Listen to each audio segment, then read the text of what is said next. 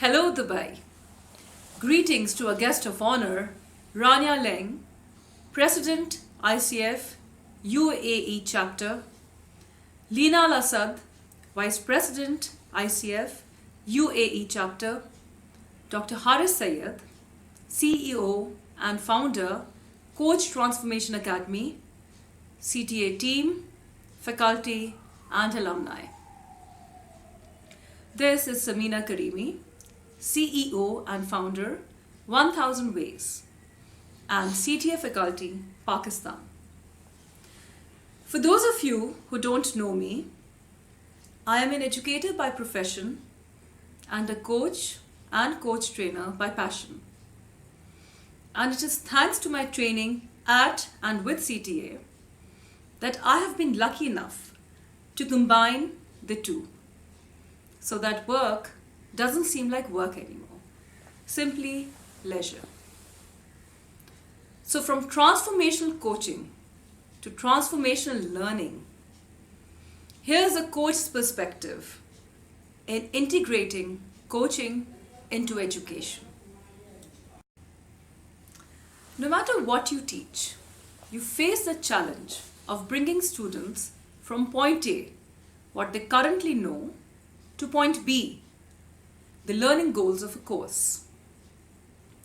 In many courses, the distance between A and point B is huge, and the path not always too obvious. Students must acquire not only skills and information, but also transform their approach to thinking and learning. And especially challenging to an educator facilitating language proficiency is the twin dilemma of sparking interest in students to want to acquire skills, and B, inspiring creativity by transforming their perspectives. And from a decade plus of experience, I have observed this. There are three key elements involved in sparking interest. A, building rapport. B, questioning the learning. And C, understanding learning styles and pace. Building rapport. One of the key takeaways of coach training is the ability to build great rapport in minimum time. Establishing it is very important because it gives you leverage and the influence to change mindsets and behavior. It makes students listen, learn and behave with you, even when they're absolute terrors with other teachers.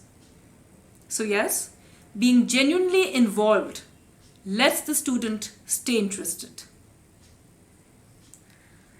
Questioning the learning. Another important tool coaching provides us with is powerful questions. This technique, although long forgotten, is not unknown to the educational world, having been pioneered by Socrates as far back as 430 BC. He believed the best learning came from asking and not from telling. So I set about incorporating this important element in my lesson delivery. Henceforth, I decided I would ask more, tell less. So before we began any new chapter, let's say about family, students were supposed to question the learning. A, why were they learning? Or how did it affect them?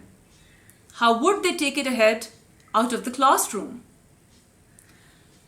Once the students understood the importance and impact of the content, their interest never wavered. Understanding learning style and pace. Most people do have a preferred way of learning. Our audience here are no strangers to the VARK or WARK model. That is visual, oral, reading and writing, and kinesthetic. Some people learn best by listening, others by observing every step, while others yet have to do it to learn it. Understanding and modifying the course delivery in a way that students preferred enabled them to not only learn faster but remain more engaged, making the whole process of committing information to memory a joyful experience. Of course, the pace must also be matched and balanced in such a way that it is slow enough to be followed and fast enough to keep boredom at bay. So even though the optimum learning experience is a blend of all four styles, sometimes leaning on a few most preferred by struggling students does the trick well enough. Coming on to the second challenge, inspiring creativity to transform perspectives. And here are the three tools that I found to be essential. A. Building metaphors. B. Clean language questions. And C. Self-reflection in a non-judgmental way. So let's discuss building metaphors. As coaches, we are all too familiar with metaphors. We use them and encourage our clients to use them too. So how do they really help from an educational perspective? Metaphors help readers and writers understand a concept better. To quote the master storyteller Stephen King, they enable people to see an old thing in a new and vivid way. They go beyond comprehension and demonstration. They actually change the way we think about something at an unconscious level. The practice of developing metaphors encourages students to invoke sensory detail. The brain delights in the unexpected, said Michelangelo.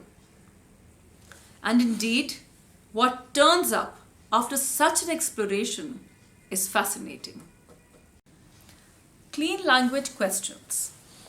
Clean language questions is a tool to help clarify the speaker's meaning when they use certain keywords and metaphors.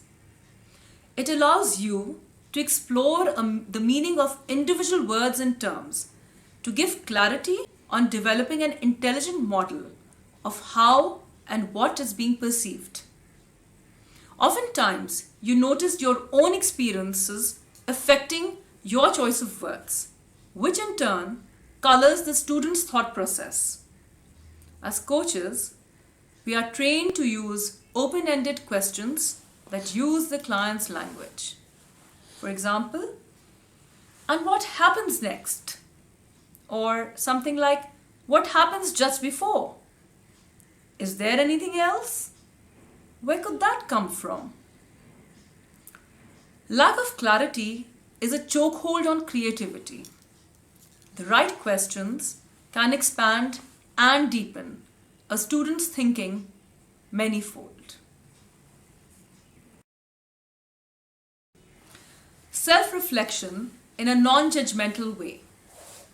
Self-reflection is another tool in a coach's magical toolbox that has been invaluable in helping students tap their creativity.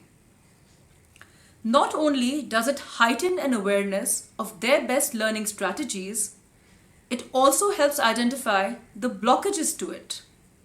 Writer's block? We have all heard of it, yes? Nothing like pausing and exploring the what's and how's of that block to get back on the creativity track. And of course, clear questions are great aids to nudge thoughts in that reflective direction. So let me tell you about a real-life example. One student of mine, extremely proficient in English language, consistently performed below par at a certain kind of essay writing, the descriptive kind. Simply explained, descriptive essays require no storyline as such, just expression using your five senses, see, hear, touch, smell, and taste, and would be a challenge for those not well versed in the said language.